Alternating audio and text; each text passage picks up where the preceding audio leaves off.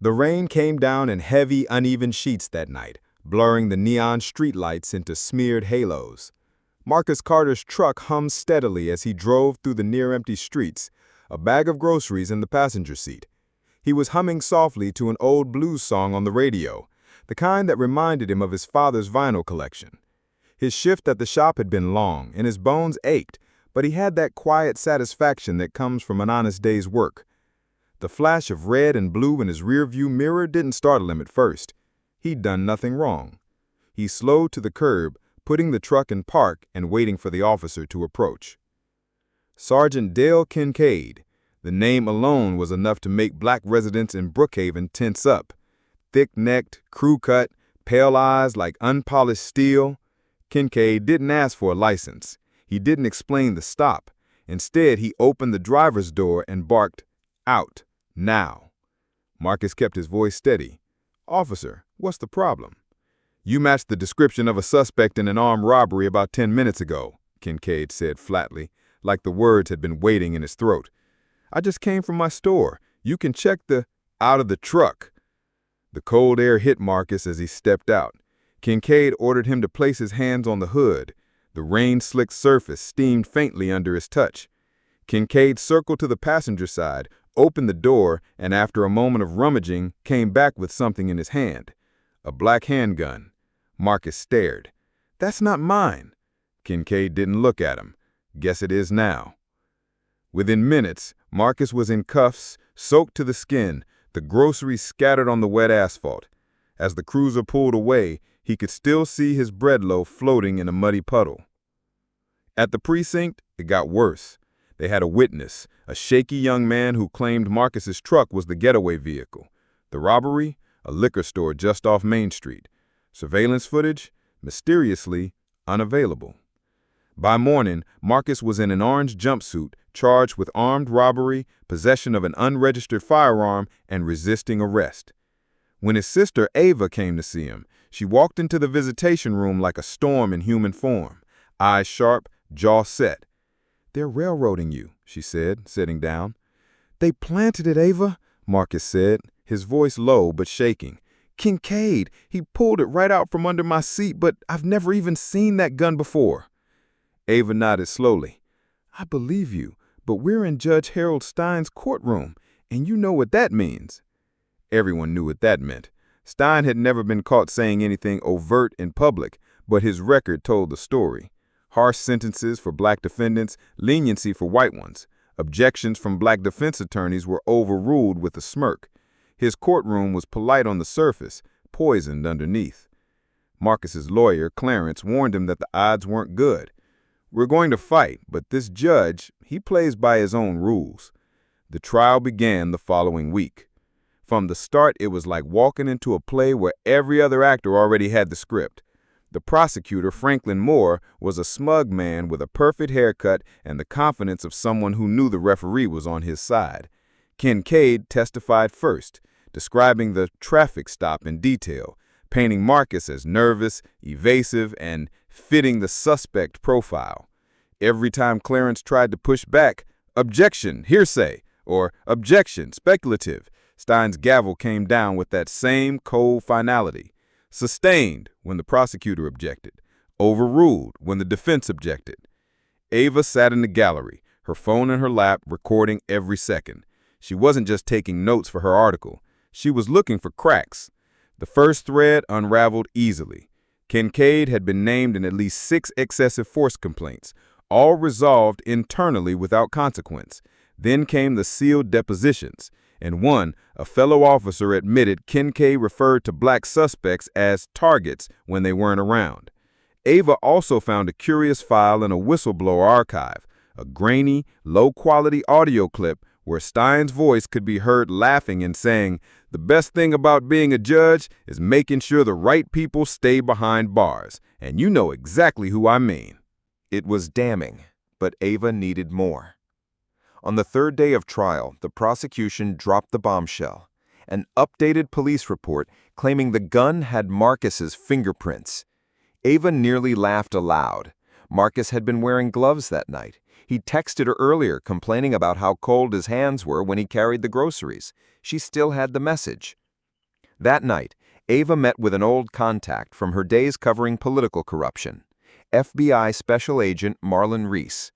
She laid it all out: the planted evidence, the bias, the mysterious disappearance of the liquor store footage. Reese listened, expression unreadable, then said, "You realize you're talking about a federal corruption case here, right? Judge and law enforcement. This isn't small." "I don't care how big it is," Ava said. "I want my brother back." Reese agreed to look into it quietly. "But if I move too soon, they'll cover their tracks.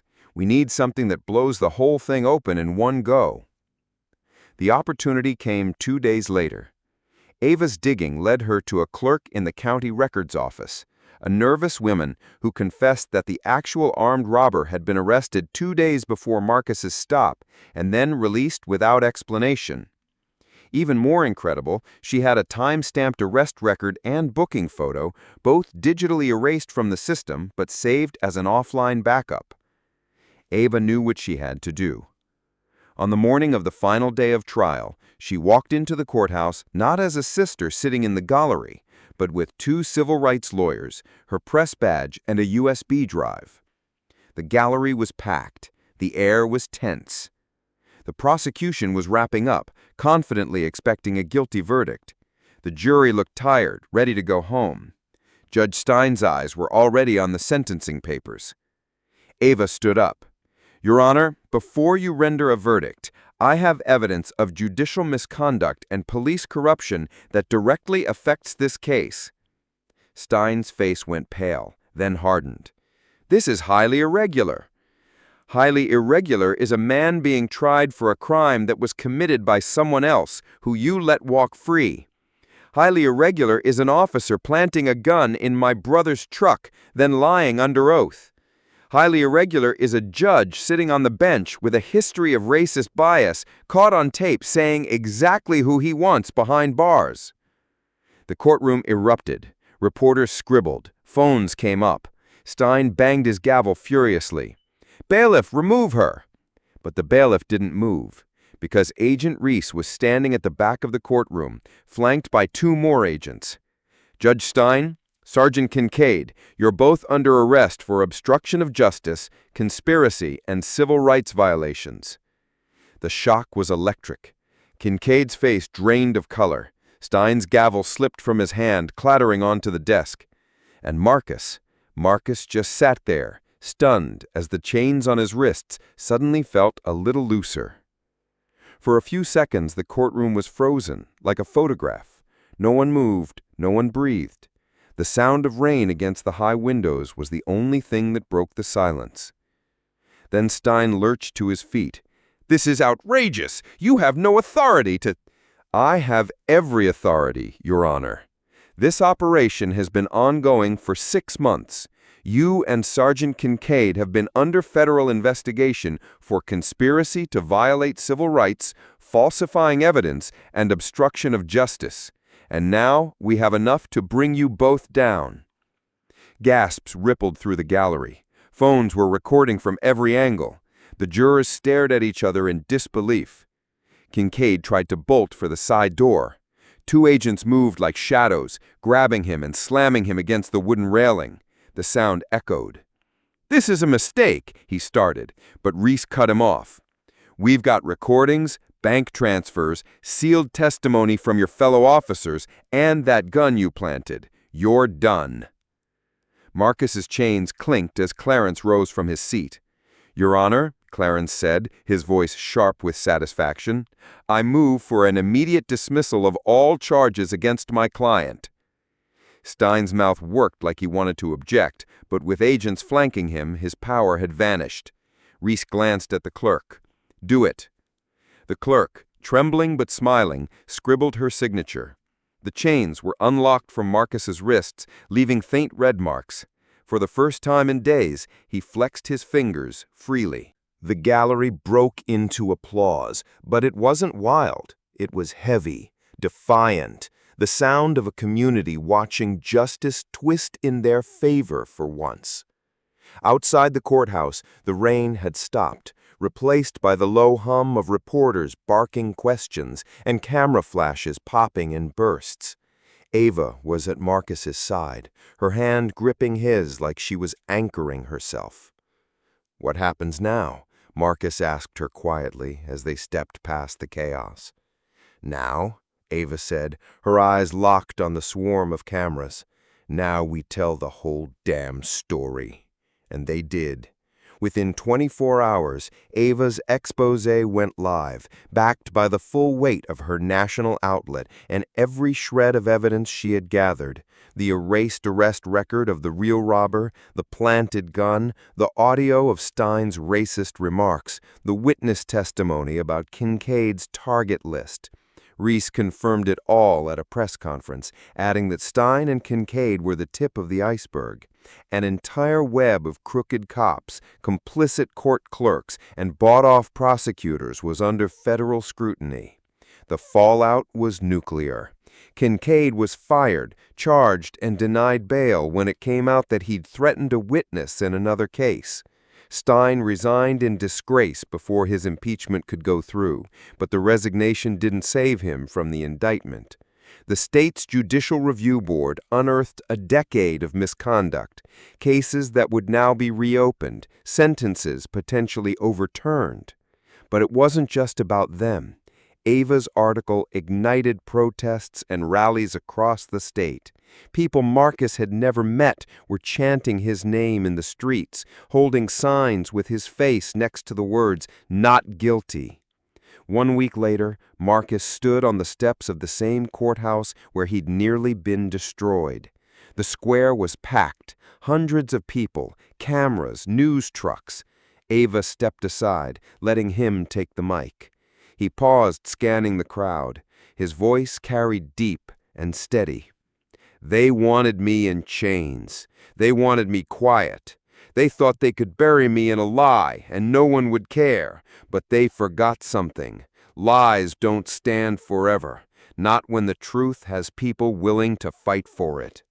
The applause rolled like thunder. "And I'm not the only one," he went on. "There are names you'll never hear on the news, faces you'll never see in a headline, people who didn't have a sister like mine or an FBI agent willing to listen. We're going to fight for them too. We're going to clean this rot out of our courts and our streets." A chant started in the crowd, "Justice! Justice!" and it swelled until it drowned out the noise of the cameras. Later that night, Marcus and Ava sat on the back porch of their mother's house, the warm hum of crickets replacing the courthouse chaos. Ava handed him a mug of coffee, the steam curling in the cool air. "You know this isn't over," she said softly. Marcus smiled faintly. "Good. I'm not done either." In the months that followed, they weren't just vindicated, they became part of something bigger. Ava's story was nominated for a national award. Marcus began working with civil rights groups, speaking in schools and community centers. Reese kept in touch, feeding them updates as one by one members of Stein and Kincaid's network were arrested or forced out. The revenge, for Marcus, wasn't about seeing them suffer. It was about making sure they could never do it again, to him or anyone else. And every time he stood in a courtroom now, it wasn't as a defendant, but as a man who had beaten the gavel and the badge at their own rigged game. One night, months later, Ava was scrolling through her emails when she stopped and called out to Marcus, "You'll want to see this." It was a short video clip, grainy security footage of Stein in prison blues, sitting alone at a cafeteria table while other inmates stared at him from across the room. The man who once decided the fate of others with a stroke of his gavel now couldn't even decide who would sit near him. Marcus watched silently, then set the phone down. "Guess justice doesn't always come from the bench." Ava smirked. "Sometimes," she said, "it comes from the people who won't back down." And for the first time in a long time, Marcus leaned back, breathing deep, knowing the fight was far from over, but the fear was gone.